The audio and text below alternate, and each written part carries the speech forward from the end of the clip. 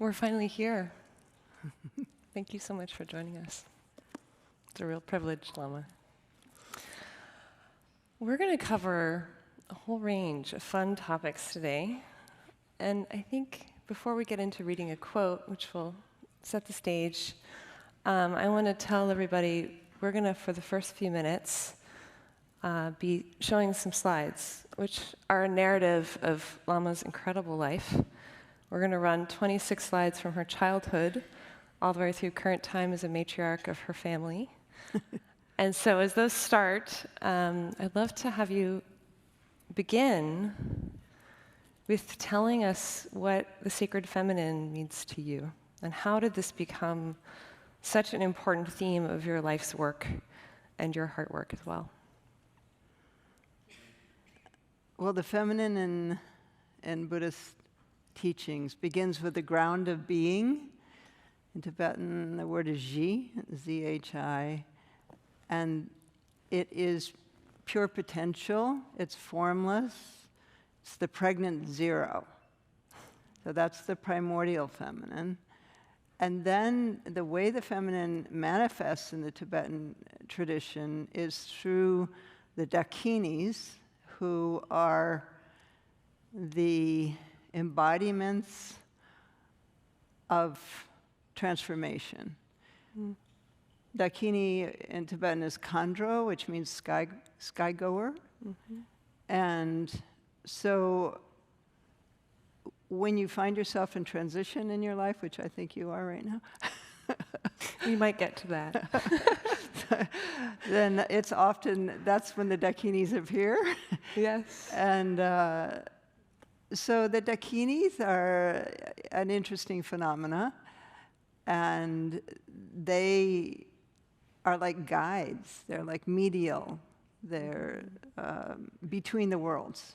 Yeah. Often appear between morning or dawn and dusk, in transition times between life and death, and so on. So the feminine is also, in the tantric tradition, about embodiment, and that this world is sacred. Yeah. That the sacred and the spiritual isn't up there and out there somewhere. It's in our bodies, and it's in nature. In us. You've really done an incredible job helping me see how it's in us and how accessible it is in us. Yeah. So I'm just seeing that slide. That's when I had twins. Yeah. And I'd lost one of those twins. That's Chiara. So there was Costanzo and Chiara. I was in Italy. That's me after I lost her. And it was really her death that triggered my journey toward the feminine. Because I didn't have any stories of women in the Buddhist tradition when that happened. Yeah. I'd read the Buddha's story, Milarepa, Padmasambhava, but there were no stories of women. And I needed that. And so that caused me to research. Yeah, and it's not that you hadn't been exposed to some extraordinary teachers and many years of practice. Maybe if you could take a moment and just share a little bit of your life between 19 and 20, and when you found yourself living in Italy, having your twins, when you did have this kind of fork in the road moment of losing Chiara. Yeah. You'd been a nun, you'd been in robes. Yeah. Tell a little bit of the story. Yeah. So I was a nun for about 4 years, and then disrobed and came back to the West. And sometimes I say I got pregnant about 5 minutes after I disrobed. It was pretty much like that. Amazing. Another story for another day. So anyway, I had 2 daughters in rapid succession. And then I met an Italian filmmaker. I was married, divorced, met an Italian filmmaker. I was Allen Ginsberg's meditation instructor at Naropa. Amazing. I think we saw him at some point in there. a prior slide. And they came to do a film about him, and that's how I met my Italian husband. Yeah. And so shortly after I moved to Italy to live with him, I got pregnant, and that was with the twins. Mm-hmm. Mm-hmm. And so things had happened in rapid succession. Yeah. To disrobe, 2 children, and then twins, and then losing. Yeah. And a divorce in all that time. Yeah. And so that really triggered my need for the feminine, and I hadn't even really thought about it before, particularly. Yeah. This part of your story is so touching to me because I personally have been in and out of different stages of intense practice and also had my own journey to India. And earlier this year, I encountered my own it was not the loss of a child, but a serious health scare. It was changing my perspective on life. And I realized that I didn't have female teachers and mentors. I've never had a woman boss. And I never had even a friend in my life like you. I'm so grateful to call you a friend, and in many ways a teacher today. Spiritual friend. Yeah, but it's like you were looking for something that wasn't there yet, and so you dedicated your life to becoming what you needed in that time. Yeah. So how did you do that? It was I had to do it. Yeah. So I think what you're saying is I didn't have any mentor. I didn't have any women mentors. All my lamas were male, all my teachers. And so I didn't have any women guiding me, and I needed that. And so I drew upon these historical women, and their stories, which is in my first book, Women of Wisdom, is their stories, and also my story of why I needed to write that book. But I realized at a certain point that I had to become the woman that I needed. Yeah. And I think a lot of us, you all out there, are in that position as well, that there's something you need of the feminine. You're looking around and you're not finding it. And so you may have to become that, whether it's a woman leader, whether it's a woman trying to find the feminine in this life, in this modern world, or whatever it is, that often we find ourselves having to become the thing that we need, actually. Yeah. So then we have to somehow embody that and just kind of feel our way. Sometimes I see it as like feeling along the edges of a cave in the dark to find the way. Yeah. You're making me want to read the very beginning of this book, Wisdom Rising, Journey into the Mandala of the Empowered Feminine.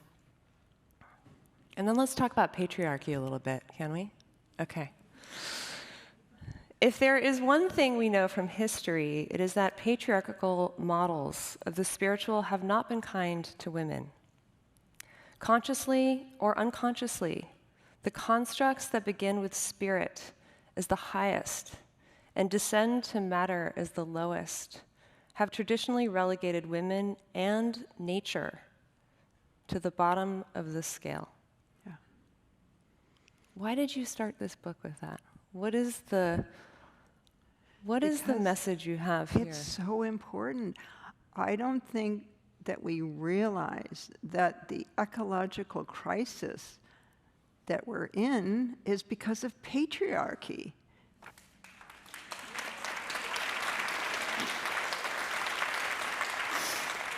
Nobody says that. Yeah. So I'm saying it. So, amazing.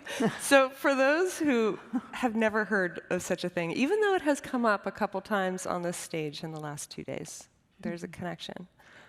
How? Why? Right. What's the link?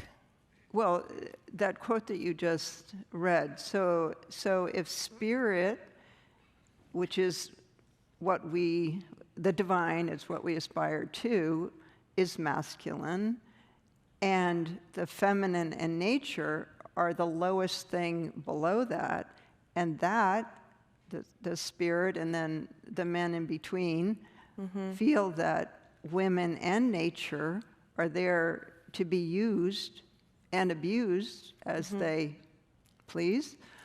And that really, I mean, that's still happening. You know, look at Iran. Look at, you know, it's just amazing that it's still happening. And it's not only in Iran, by the way. But anyway, so that attitude of the spiritual being up and out, and matter, which comes from the Latin mater, which means mother or source, is what is not spiritual and what you have to get away from. And then you have a celibate priesthood that's in between. And so that creates the idea that what we have here is, this is not divine. This is divine. Like, It's divine.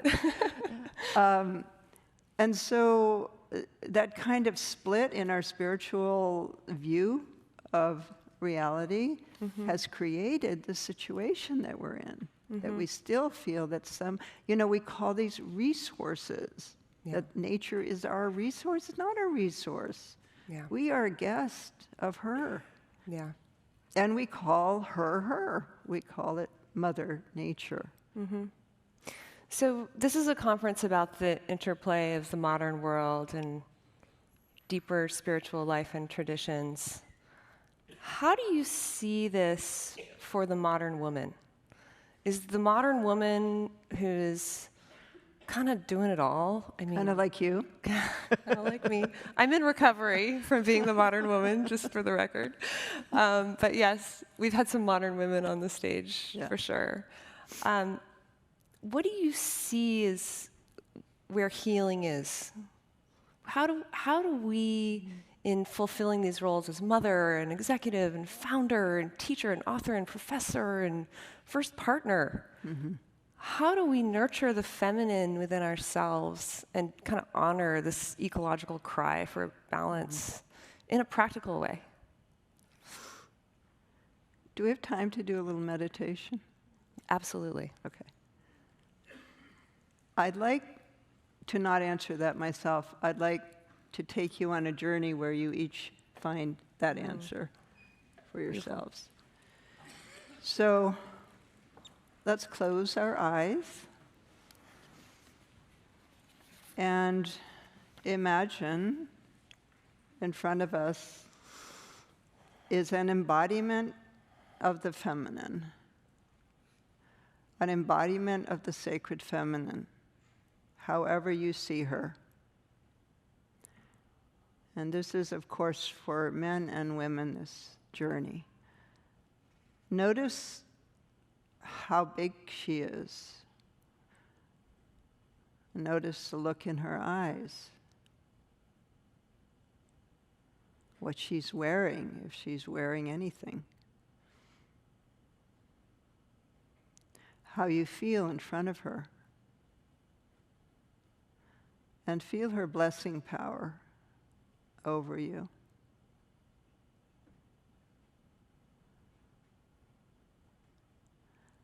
And now, ask her to take you somewhere that will show you how to be with the feminine, with the wise feminine. Ask her that question. Take me somewhere and show me. And then she turns and she begins to take you. And you follow her. Notice what's along the path that she takes you, what you're seeing as you go behind her, how it feels to follow her. Are there any smells, What are you seeing? Keep following her. She's going to take you somewhere that she wants to show you.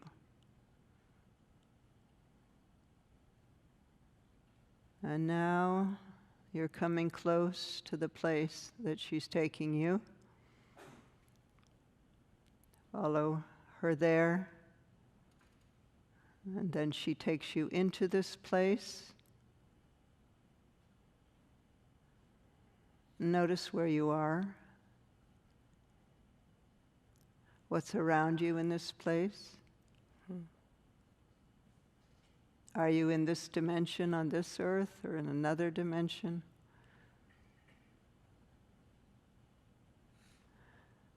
And now, once you're there in this place, she tells you why she brought you here.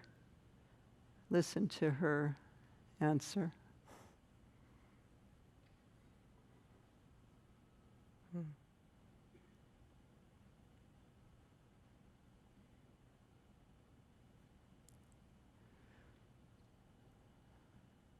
And now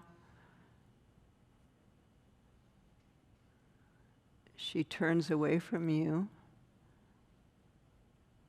and as she turns back, you notice she has a gift in her hands for you.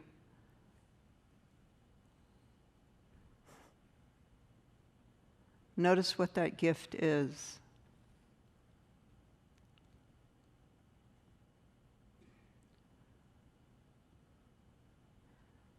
And as she holds it, she explains to you what this means, what this gift means.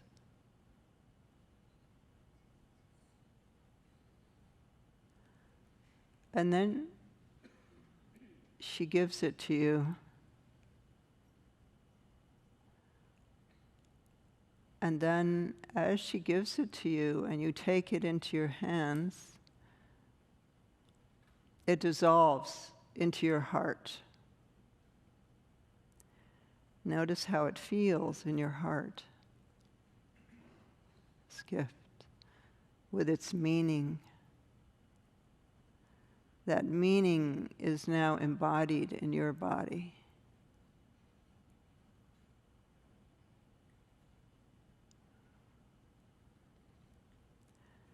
And then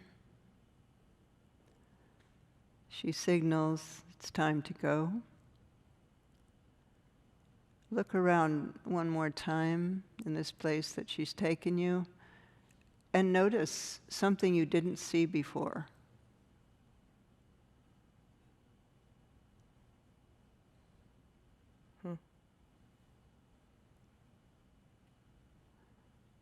And now you follow her back. You're walking behind her with that feeling of following her wisdom,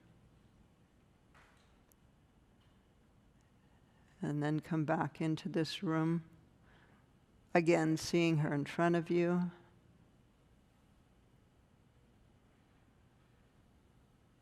Embodiment of the wise feminine. And then she dissolves into light. Notice the color of that light. And then that luminosity dissolves into you.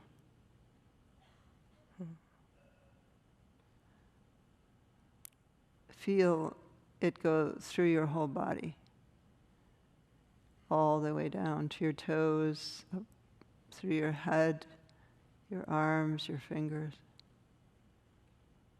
Feel that color of the light bathing all your cells. And then imagine you with the integrated energy of the divine feminine in your body also dissolve and rest in whatever is present after the dissolution for a moment. Just rest.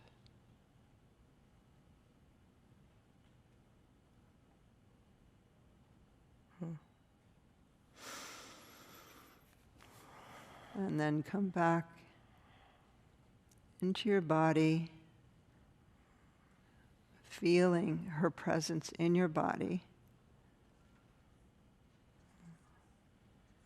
And then open your eyes gradually. And as you open your eyes, keep the feeling of her in your body. So that's how we do it. I love it. I think we've talked a bit about this artfulness of going from our mind, from our mental orientation, which is, welcome back everyone, which has been so potent and grounding in so many spiritual traditions and religions and practice. And this seems to be what you offer now, and I know with what you do with Feeding Your Demons, really part of the legacy you're building, because from many years ago, you've been inviting people into their heart and into their feeling place. And what we see when we drop in that way. You helped me find an ally that was with me through a really difficult time through a similar practice.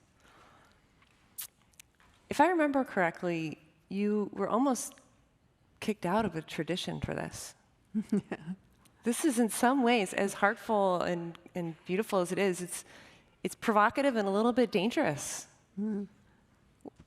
How did you overcome that, and what do you suggest for people who are kind of walking that line of making a change, maybe leaving something that is very structured? How do we embody that practically in our day-to-day life? Well, I'll tell you a little story. There came a moment in my life where I was about 60, and I'd been teaching for quite a while, and I was talking about the importance of the feminine and the sacred feminine, and also inner work and work with the emotions to go with meditation. I felt that the parallel development of the emotional body and the spiritual body was important.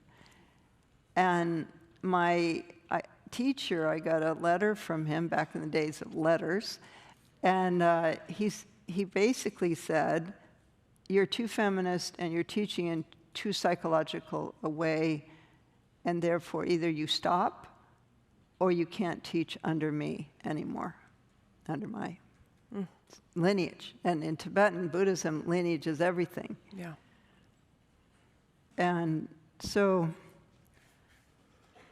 what I did, which of course not everybody can do, but what I did was to go into solitary retreat for a year on the side of a mountain in Colorado, at Taramandala.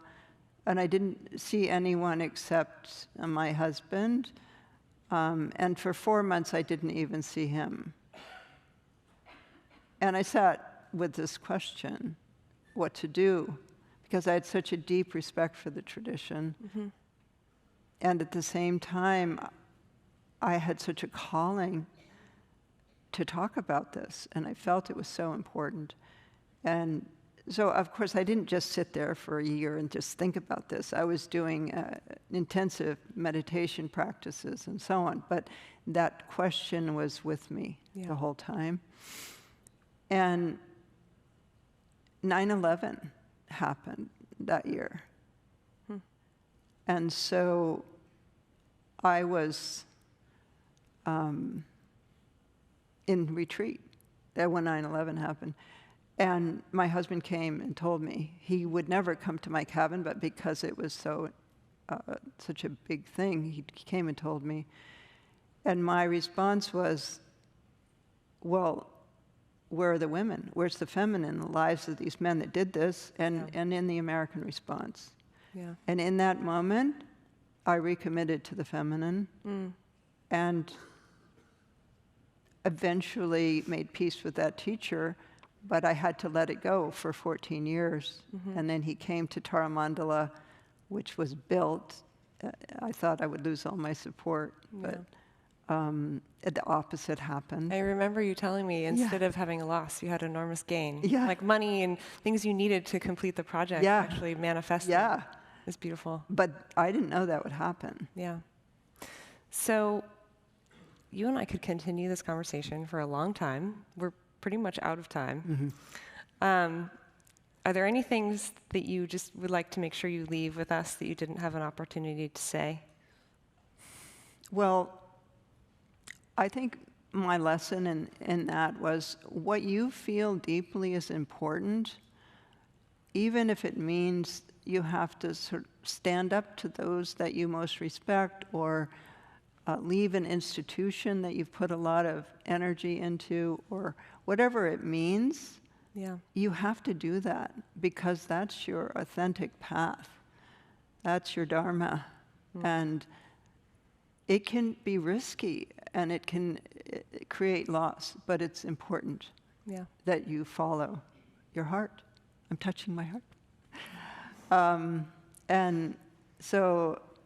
And I think that's the feminine also. That is, listening to that intuition, honoring it. Yes. Sure.